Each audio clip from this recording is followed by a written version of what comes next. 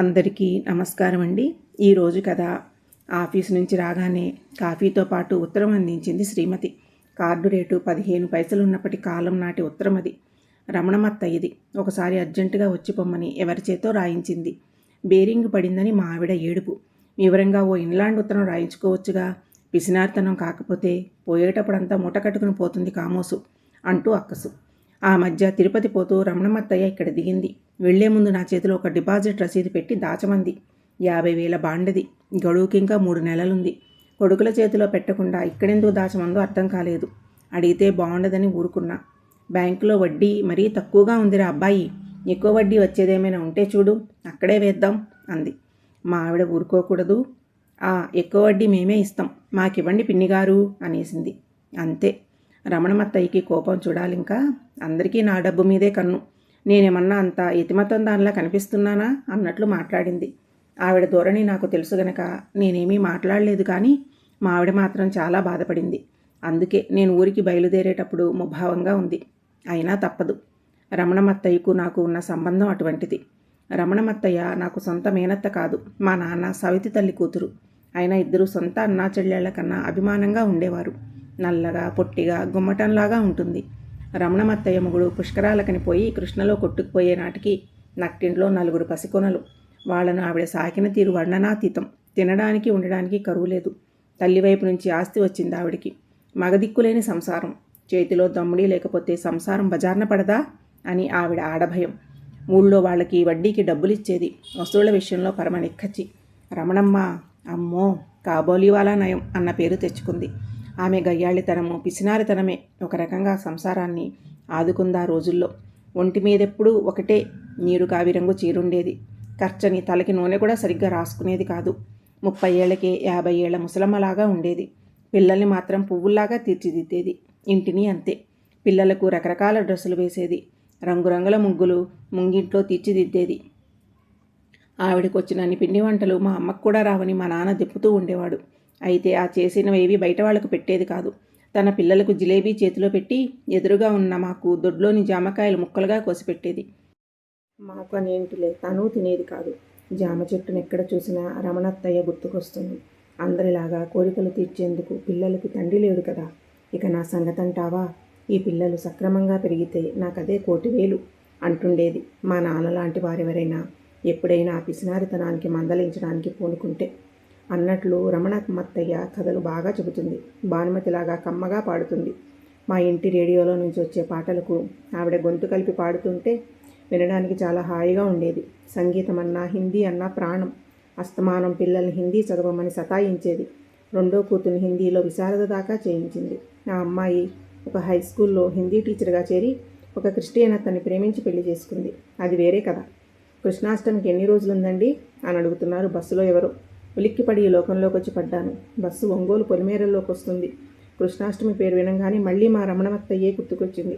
ఆ పండుగ రోజు అత్తయ్య శిబి చక్రవర్తి చెల్లెలు అవతారం ఎత్తేది. కన్నయ్య పుట్టినరోజు సందడంతా అత్తయ్య ఇంట్లోనే. ఇంటి నిండా ముగ్గులు వేసేది. కృష్ణపాదాలు పూజ గదిలో నుంచి వీధి మెట్ల దాకా గుర్తులు పెట్టేది.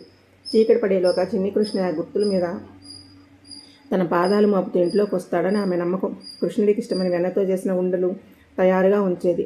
ఆ రోజు ఆవిడ చేసే ప్రసాదం పాయసం నేతిగారెలు తిని చూడాల్సిందే. రాత్రి పూజ పూర్తయిన తర్వాత అదిగదిగో కృష్ణయ్య వచ్చి వెళ్ళాడు, అడుగుల గుర్తు కనిపించడం లేదు అని అడిగేది మమ్మల్ని. కనిపించడం లేదన్నాడని ఒకసారి మా సుబ్బరాజుని అప్పటిదాకా తిన్న అప్పచ్చులని కక్కేదాకా చివాట్లు పెట్టింది.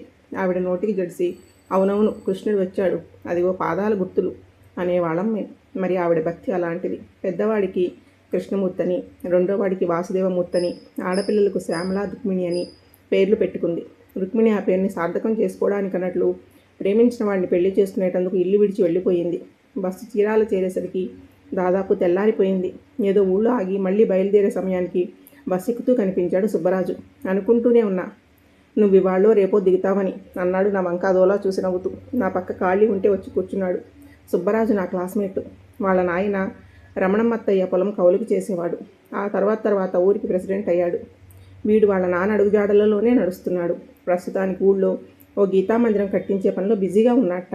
మీ రమణమత్తయ్యను ఒప్పించి భూరి విరాళం ఇప్పించరా, నీ మాటంటే ఆవిడికి మంచి గురంటగా, పెద్ద ఆవిడ పేరు పలక మీద చెక్కిద్దాంలే అన్నాడు.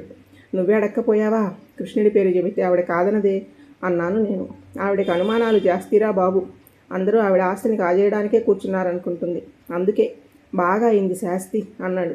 ఏమయ్యిందే నీకు తెలీదా? అందుకే వస్తున్నామనుకున్నా. ఇంకా ఆవిడికి క్యాన్సర్ అంటగా, లంగ్ క్యాన్సర్. బాగా ముదిన తర్వాత బయటపడ్డట్లుంది. పోయే లోపల తన చేత భారీ విరాళం ఇప్పించే పూచి నీదే. రమణమత్తయ్యకు క్యాన్సర్ అని నాకు తెలీదు.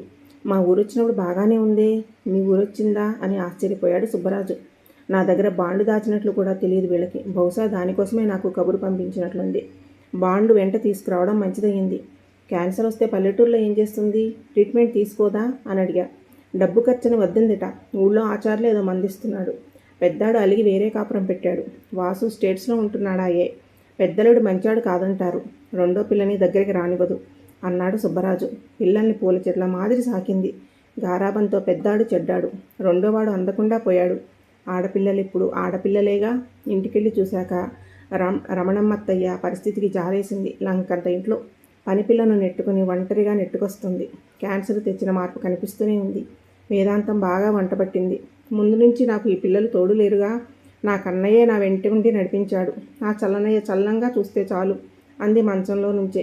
అంత పెద్ద సంసారాన్ని అతి పిన్న వయసులోనే సునాయాసంగా ఇది అత్తయ్యకు ఇలా చివరి రోజుల్లో అయిన వాళ్ళు అండలేకపోవడం చూసి నాకు చాలా కష్టం వేసింది. మద్రాసు రారాదు, మంచి డాక్టర్కి చూపించుందు కానీ అన్నాను. నవ్వి ఊరుకుంది. ఫిక్స్డ్ డిపాజిట్ రసీదు బయటికి తీశాను. పడుతూ లేస్తూ వచ్చి బ్యాంకులో బ్యాండ్ మార్చుకుంది. ఇంకా నేను వెళ్తానంటే ఈ ఒక్క రాత్రికి ఉండిపోరా రాముడు అంది. ఆ రాత్రి ఎగశ్వాస దిగశ్వాస. ఆచార్ వచ్చి చూసి రాత్రి గడవడం కష్టమన్నాడు. అందరికీ కబుర్లు వెళ్ళాయి. అమెరికాలో ఉన్న వాసు రావడం లేట్ అవుతుంది. అవసరమైతే అన్నయ్యని అన్నీ కానించేయమని బావా అన్నాడు ఫోన్లో. పెద్దాడు వచ్చాడు కానీ కదలకుండా ఓ మూల కూర్చున్నాడు. పలకరించబోతే తల తిప్పేసుకున్నాడు. నేనేదో వాళ్ళమ్మని కాకాపట్టి ఆస్తి కాల్చేయాలని వచ్చినట్లు ఒకళ్ళిద్దరితో అనడం నా చెవిన పడింది. నేనేం మాట్లాడలా. ఆ గొడవలకి ఇది సందర్భమా? పెద్ద కూతురు వచ్చి రాగానే ఇంట్లో సామాన్ల గురించి ఆరాలు మొదలుపెట్టింది. రెండో అమ్మాయి కనిపించలేదు. ఆ అమ్మాయిని చేసుకున్న క్రిస్టియన్ కుర్రాడు మాత్రం ఒకసారి వచ్చి వెళ్ళాడు. పనిపిల్లను కుదిర్చింది అతనేనట. అతనేదో ఎన్జిఓ విద్యాసంస్థలో వార్డెన్గా ఉన్నాడన్నారు. మొత్తానికి రమణమ్మత్తయ్య చివరి శ్వాస తీసుకునే వేళకి వాసు తప్ప అందరూ పక్కనే ఉన్నారు. రెండో కూతురు చివరి చూపుకొచ్చింది. కొంత నయం. కానీ ఆ తర్వాత జరిగిన సంఘటనలే చికాకు పుట్టించేవిగా ఉన్నాయి. అమ్మ నాకొక్క దమ్మిడి ఇవ్వలేదు. కర్మకాండాలు జరిపించడం ఎట్లా అన్నాడు పెద్ద కొడుకు. పెద్ద కొడుకుగా అన్నీ చేయడం నీ ధర్మం అని పెద్ద కూతురు అల్లుడు. సుబ్బరాజు వచ్చిందాక చర్చలు అలా సాగుతూనే ఉన్నాయి. బ్యాంకులో నిన్ననే బాండ్ మార్చుకుందిట. మరి ఆ డబ్బులేమైనాయి అని వాడి ఆరాటం. ఆఖరికి తను దాచుకున్న సొమ్ముతోనే అత్తయ్యకు కాటికి పంపే ఏర్పాట్లు చేయడానికి తీర్మానమయ్యింది. ఆ డబ్బే లేకపోతే రమణమత్తయ్య పని ఏమై ఉండేదో. జీవితాంతం పిసినగొట్టిగా బతికింది. కాట్లో కట్టెల ఖర్చు కోసమే అన్నట్లయింది ఆమె పరిస్థితి. కర్మకాండలు ముగిసిన వెంటనే నేను బయలుదేరాను. ఇంతకాలం ఉన్నావు, ఇంకొక పూట ఓపిక పట్టు. మీ రమణమత్తయ్య ఏదో వీలునామా రాయించిందంట. బ్యాంకులో ఉంది, పట్టుకొస్తున్నారు. గీతా మందిరానికే మాత్రం రాసిందో విందువు గాని అన్నాడు సుబ్బరాజు కులాసాగా. నాకేదో అనుమానం మొదలయ్యింది. నడవాలో రమణమత్తయ్య పటం ముందు కూర్చున్నారందరూ. పనిపిల్ల గుప్పెడు అగరబత్తులు తెచ్చి వెలిగించి లోపలికి వెళ్ళిపోయింది. అగరుధూపం మెల్లిగా హాలంతా వ్యాపిస్తూ ఉంటే అదొక రకమైన అనుభూతి.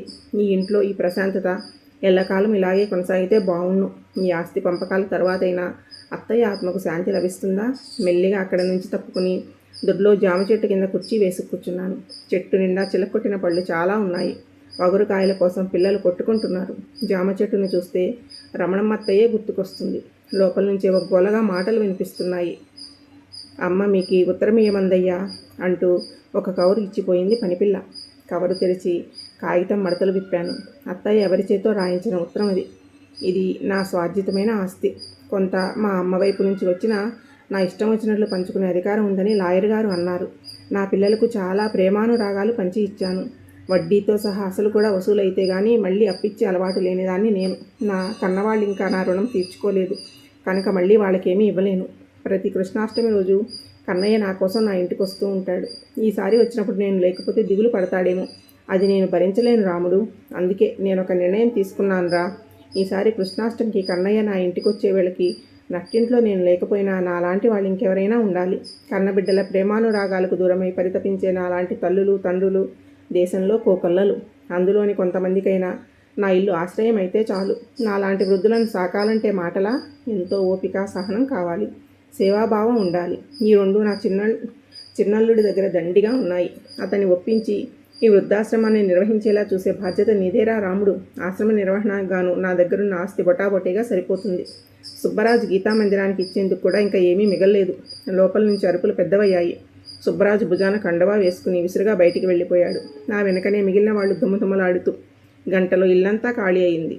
లోపలికి తొంగి చూస్తే రమణమ్మత్తయ్య ఫోటో ముందు నాగరబొత్తుల ధూపం పరిమళం గదంతా మెల్లగా అల్లుకుంటోంది. అది గది కాదిప్పుడు, వృద్ధాశ్రమం. అదే గీతా మందిరం. ఈ కథ మీకు నచ్చినట్లయితే సబ్స్క్రైబ్ చేసుకోండి. మీ ఫ్రెండ్స్కి షేర్ చేయండి. Thank you.